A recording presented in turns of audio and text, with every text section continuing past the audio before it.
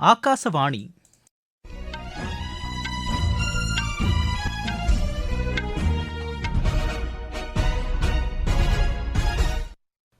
செய்திகள் வாசிப்பவர் கோபிநாத். தலைப்புச் செய்திகள். நாட்டு மக்கள் நலனில் அக்கறை கொண்டே மத்திய அரசு செயல்பட்டு வருவதாக பிரதமர் திரு நரேந்திர மோடி கூறியுள்ளார். குடியரசு தின கொண்டாட்டங்களில் ஐரோப்பிய ஆணையம் மற்றும் கவுன்சிலின் தலைவர்கள் பங்கேற்றது ஐரோப்பிய யூனியன் உடனான நல்லுறவின் மைல்கல் என்று மத்திய அரசு தெரிவித்துள்ளது. அனைத்து வகை பயிர்களையும் 100% கொள்முதல் செய்ய அரசு உறுதி பூண்டுள்ளதாக மத்திய அமைச்சர் திரு சிவராஜ் சிங் சௌகான் கூறியுள்ளார். கிரீஸ் நாட்டின் பிஸ்கெட் தொழிற்சாலையில் ஏற்பட்ட தீ விபத்தில் 4 பெண் தொழிலாளர்கள் உயிரிழந்தனர். தெற்காசிய ஆடவர் ஃபுட்சால் சாம்பியன் போட்டியில் இந்தியா வெள்ளிப்பதக்கம் வென்றது. இனி விரிவான செய்திகள். நாட்டு மக்கள் நலனில் அக்கறை கொண்டே மத்திய அரசு செயல்பட்டு வருவதாக பிரதமர் திரு நரேந்திர மோடி தெரிவித்துள்ளார். பிரதமர் தலைமையிலான நாட்டின் முன்னேற்ற பயணம் என்ற தலைப்பிலான பாதுகாப்புத்துறை அமைச்சர் திரு ராஜ்நாத் சிங்கின் கட்டுரையை பிரதமர் தமது சமூக வலைதளத்தில் பகிர்ந்துள்ளார். குடியரசு என்பது சமூக நீதியை முன்னெடுத்துச் செல்வதாகவும் மக்களை உள்ளடக்கிய பொருளாதாரத்தை சாத்தியமாக்குவதாகவும் இருக்க வேண்டும் என்று திரு நரேந்திர மோடி அதில் தெரிவித்துள்ளார். இந்த முயற்சிகள் அனைத்தும் ஒருங்கிணைந்து மக்களுக்கான குடியரசை உறுதி செய்வதுடன் அரசியலமைப்பு சட்டத்தின் தொலைநோக்கு பார்வையை நிலைநிறுத்துவதாகவும் பிரதமர் குறிப்பிட்டுள்ளார்.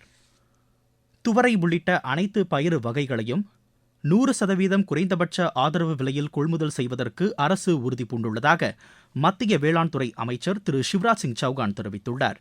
புதுதில்லி குடியரசு தின விழாவில் பங்கேற்ற விவசாயிகளுடன் கலந்துரையாடிய அவர், இதன் மூலம் விவசாயிகளுக்கு உரிய விலை கிடைப்பது உறுதி செய்யப்படும் என்று தெரிவித்தார். இந்திய பொருளாதாரத்தின் முதுகெலும்பாக விவசாயம் தொடர்ந்து நீடிப்பதாகவும் விவசாய சாகுபடி மற்றும் தொடர்புடைய பணிகளில் நேரடியாகவோ மறைமுகமாகவோ 70% மக்கள் ஈடுபட்டிருப்பதாகவும் அமைச்சர் கூறினார். சீனாவை பின்னுக்கு தள்ளி உலகிலேயே அதிக அரிசி உற்பத்தி செய்யும் நாடாக இந்தியா உருவெடுத்திருப்பதாகவும் அவர் குறிப்பிட்டார். பாஸ்மதி உள்ளிட்ட அரிசி ரகங்கள் விற்பனை மூலம் விவசாயிகளுக்கு அதிக விலை கிடைத்து அவர்கள் பலனடைந்து வருவதாக திரு சிவராஜ் சிங் சௌகான் தெரிவித்தார். ஆஸ்திரேலியாவுடனான இருதரப்பு நல்லுறவை வலுப்படுத்தவும் நீடித்த வளர்ச்சியை உருவாக்கவும் இந்தியா விரும்புவதாக வெளியுறவுத்துறை அமைச்சர் டாக்டர் ஜெய்சங்கர் தெரிவித்துள்ளார்.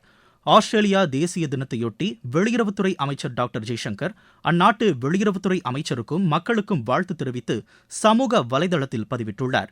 இரு நாடுகளுக்கும் இடையேயான நல்லுறவுகள் நீண்டகால பாரம்பரியத்தை கொண்டுள்ளதாகவும் டாக்டர் ஜெய்சங்கர் அதில் குறிப்பிட்டுள்ளார்.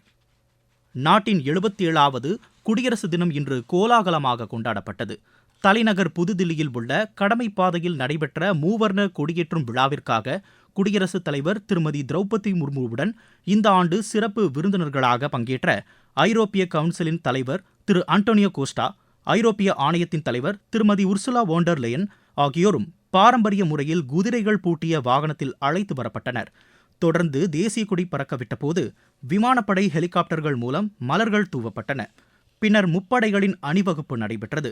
இதனை குடியரசுத் தலைவர் திருமதி திரௌபதி முர்மு பார்வையிட்டு ஏற்றுக்கொண்டார். அணிவகுப்பில் பிரம்மோஸ் ஏவுகணை மற்றும் உள்நாட்டிலேயே தயாரான அதிநவீன ஆயுதங்களின் அணிவகுப்புடன் ஆபரேஷன் சிந்தூர் நடவடிக்கை குறித்த முப்படைகளின் சிறப்பு அலங்கார ஊர்தியும் இடம்பெற்றிருந்தது காண்போரை கவரும் வகையில் அமைந்தது. தொடர்ந்து வந்தே மாதரம் பாடல் இயற்றப்பட்டு 150வது ஆண்டை குறிக்கும் வகையில் அனைத்து மாநிலங்களையும் சேர்ந்த நூற்றுக்கணக்கான நடன கலைஞர்கள் பங்கேற்ற நடனமும் இடம்பெற்றது.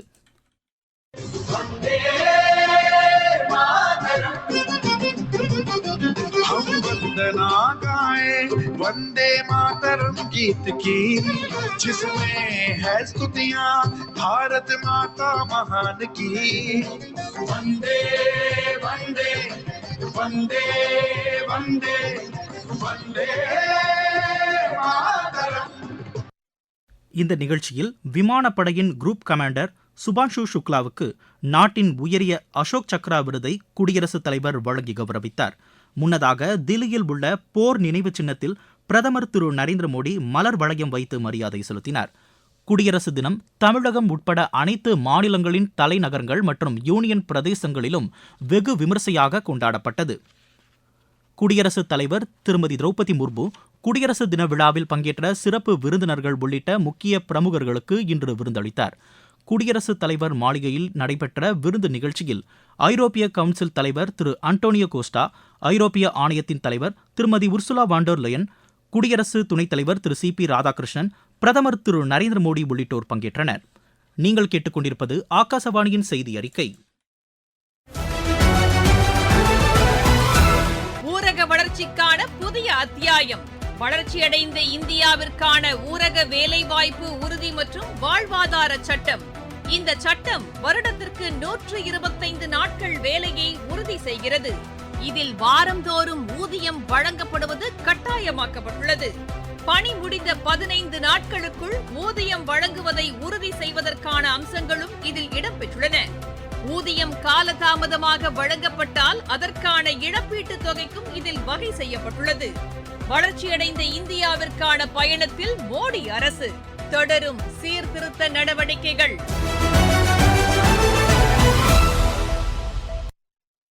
குடியரசு தின கொண்டாட்டங்களில் ஐரோப்பிய ஆணையம் மற்றும் கவுன்சிலின் தலைவர்கள் பங்கேற்றது ஐரோப்பிய யூனியன் உடனான நல்லுறவின் மிக சிறந்த மைல்கல் என்று மத்திய அரசு தெரிவித்துள்ளது.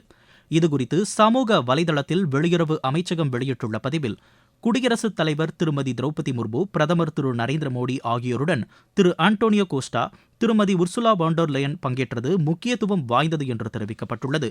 ஐரோப்பிய யூனியன் ராணுவ படைகளை உள்ளடக்கிய அதிகாரிகளும் அட்லாண்டா மற்றும் ஆஸ்பைட்ஸ் கடற்படையினர் குடியரசு தின அணிவகுப்பில் முதல் முறையாக கலந்து கொண்டதையும் வெளியுறவு அமைச்சகம் அதில் சுட்டிக்காட்டியுள்ளது. குடியரசு தின அணிவகுப்பில் இடம்பெற்ற மத்திய ஆயுஷ் அமைச்சகத்தின் அலங்கார ஊர்தி பார்வையாளர்களை வெகுவாக கவரும் வகையில் அமைந்தது. இந்திய பாரம்பரிய மருத்துவ முறைகளை நவீன தொழில்நுட்பத்துடன் ஒருங்கிணைத்த விரிவான நடவடிக்கையை வெளிப்படுத்துவதாக அந்த ஊர்தி இடம்பெற்றது. தேசிய ஆயுஷ் திட்டத்தின் கீழ் ஆயுஷின் தந்திரம், ஆரோக்கியத்தின் மந்திரம் என்ற கருப்பொருளுடன் இடம்பெற்ற இந்த ஊர்தி சுயசார்பு இந்தியா மற்றும் மக்களை உள்ளடக்கிய வளர்ச்சி என்ற தொலைநோக்கு பார்வையை பறைசாற்றும் வகையில் அமைந்திருந்ததாக ஆயுஷ் அமைச்சகம் தெரிவித்துள்ளது. கோவையில் உள்ள தமிழ்நாடு வேளாண் பல்கலைக்கழகத்தின் முன்னாள் துணைவேந்தர் முனைவர் கே. ராமசாமிக்கு பத்மஸ்ரீ விருது அறிவிக்கப்பட்டுள்ளது. கடந்த 2012ஆம் ஆண்டு முதல் 2018ஆம் ஆண்டு வரை இவர் பல்கலைக்கழகத்தின் துணைவேந்தராக பொறுப்பு வகித்தார். பத்மஸ்ரீ விருதுக்கு தாம் தேர்வு செய்யப்பட்டிருப்பது மகிழ்ச்சி அளிப்பதாகவும், வேளாண் ஆராய்ச்சியாளர்கள் அனைவருக்கும் கிடைத்த அங்கீகாரமாக இதை கருதுவதாகவும் முனைவர் கே. ராமசாமி எமது செய்தியாளரிடம் தெரிவித்தார். வேளாண்மை துறையில் 1970 பணியாற்றி வருகிறது. பயோகேஸ் பெரியார் மாவட்டத்துக்கு அகில இந்திய பரிசையும் பெற்றுக் கொடுத்தது 1980. அதன் பிறகு பார்த்தீங்கன்னாக்க விவசாயம் சார்ந்த தொழில்கள், டெக்ஸ்டைல் இண்டஸ்ட்ரி இருக்கு, சுகர் இண்டஸ்ட்ரி இருக்கு, லெதர் இண்டஸ்ட்ரி இருக்கு. கரும்பு எடுத்துக்கிறோங்க. கரும்பு என்ன பண்றாங்க, சாறு பிழிகிறாங்க. அதுல எந்த கெமிக்கலும் போடுறது இல்லை. அதுல இருந்து வரக்கூடிய தண்ணியில இருந்து சர்க்கரை எடுத்ததுக்கு அப்புறம் எந்த பயிர் உறிஞ்சிச்சோ அந்த சத்து தான் இருக்கு. அதனால நாங்க ஆராய்ச்சி பண்ணி இதை திரும்ப நிலத்துல பண்ணலாம், ஆனா நேராக பயன்படுத்தக்கூடாது, அதை டைல்யூட் பண்ணீங்கன்னாக்க பண்ணலாம் அப்படின்னு சொல்லிட்டு மத்திய ஆராய்ச்சி நிலையம் நாக்பூர்ல இருக்கக்கூடிய நீரியோட சேர்ந்து நாங்க செயல்பட்டு அதுக்கு மத்திய அரசினுடைய அனுமதியும் பெற்று சென்ட்ரல் பொல்யூஷன் போர்டுல இருந்து 36 சர்க்கரை ஆலைகள் அவங்க பயன்படுத்தக்கூடிய ஆலைகள்ல இருந்து வரக்கூடிய கழிவுகளை நிலத்தில் பயன்படுத்தலான்னு ஒரு அறிவுரையும் பெற்று தந்து அது விவசாயிகளுக்கு பயனுள்ளதா இருந்தது. அது வாழ்க்கையில தெரிஞ்சவங்களும் தெரியாதவங்களும் தட்டி கொடுக்கறதுனால தான் ஒரு பெரிய மகிழ்ச்சி வருது. அந்த வகையில இந்த அறிவிப்பு எங்களுக்கு ஒரு தட்டி கொடுக்கறதா தான் நான் நினைக்கிறேன். இது விவசாயிகளுக்காக உழைக்கிறதுக்கு இது ஒரு மாபெரும் சப்போர்ட். நன்றி தெரிவிக்க கடமைப்பட்டிருக்கோம். கிரீஸ் நாட்டின் ட்ரிகலா நகரில் பிஸ்கெட் தயாரிப்பு நிறுவனத்தில் ஏற்பட்ட தீ விபத்தில் 4 பெண் தொழிலாளர்கள் உயிரிழந்தனர், 7 பேர் காயமடைந்தனர். இரவு நேர பணியில் இருந்தபோது அந்த ஆலையில் திடீரென தீ பற்றியதாகவும், தீயணைப்புத் துறையினர் பல மணி நேர போராட்டத்திற்கு பின்னர் தீயை அணைத்ததாகவும் அதிகாரிகள் தெரிவித்தனர். தெற்காசிய ஆடவர் ஃபுட்சால் சாம்பியன் போட்டியில் இந்தியா வெள்ளிப்பதக்கம் வென்றது. இன்று நடைபெற்ற கடைசி லீக் ஆட்டத்தில் இந்தியா 4-1 என்ற கோல் கணக்கில் பாகிஸ்தானை வென்றது. இதன் மூலம் புள்ளிப் பட்டியலில் 11 புள்ளிகளை பெற்று 2ஆம் இடத்தை பிடித்ததன் அடிப்படையில் இந்தியாவிற்கு இப்பதக்கம் கிடைத்தது. மகளிர் பிரீமியர் லீக் கிரிக்கெட் போட்டியில் மும்பை அணி இன்று பெங்களூரு அணியை எதிர்கொள்கிறது. வதோதராவில் இன்னும் சற்று நேரத்தில் தொடங்கவுள்ள இப்போட்டியில் டாஸ் வென்ற பெங்களூரு அணி முதலில் பந்து வீச தீர்மானித்துள்ளது. ஆஸ்திரேலிய ஓபன் ஜூனியர் டென்னிஸ் போட்டியில் இந்தியாவின் ரேவதி ராஜேஸ்வரன் ஆஸ்திரேலியாவின் ரெனி அலாமே இணை காலிறுதிக்கு முந்தைய சுற்றுக்கு முன்னேறியுள்ளது. மெல்போர்னில் இன்று நடைபெற்ற மகளிர் இரட்டையர் பிரிவு முதல் சுற்று ஆட்டத்தில் இந்த இணை 6-4, 6-2 என்ற செட் கணக்கில் ஜப்பானின் அசுனா இச்சியோகா சுனோபே வகானா இணையை வென்றது. மீண்டும் தலைப்புச் செய்திகள். நாட்டு மக்கள் நலனில் அக்கறை கொண்டே மத்திய அரசு செயல்பட்டு வருவதாக பிரதமர் திரு நரேந்திர மோடி கூறியுள்ளார். குடியரசு தின கொண்டாட்டங்களில் ஐரோப்பிய ஆணையம் மற்றும் கவுன்சிலின் தலைவர்கள் பங்கேற்றது ஐரோப்பிய யூனியன் உடனான நல்லுறவின் மைல்கல் என்று மத்திய அரசு தெரிவித்துள்ளது. அனைத்து வகை பயிர்களையும் 100% கொள்முதல் செய்ய அரசு உறுதி பூண்டுள்ளதாக மத்திய அமைச்சர் திரு சிவராஜ் சிங் சௌகான் கூறியுள்ளார். கிரீஸ் நாட்டின் பிஸ்கெட் தொழிற்சாலையில் ஏற்பட்ட தீ விபத்தில் 4 பெண் தொழிலாளர்கள் உயிரிழந்தனர். தெற்காசிய ஆடவர் ஃபுட்சால் சாம்பியன் போட்டியில் இந்தியா வெள்ளிப்பதக்கம் வென்றது. இத்துடன் இந்த செய்தி அறிக்கை நிறைவடைகிறது.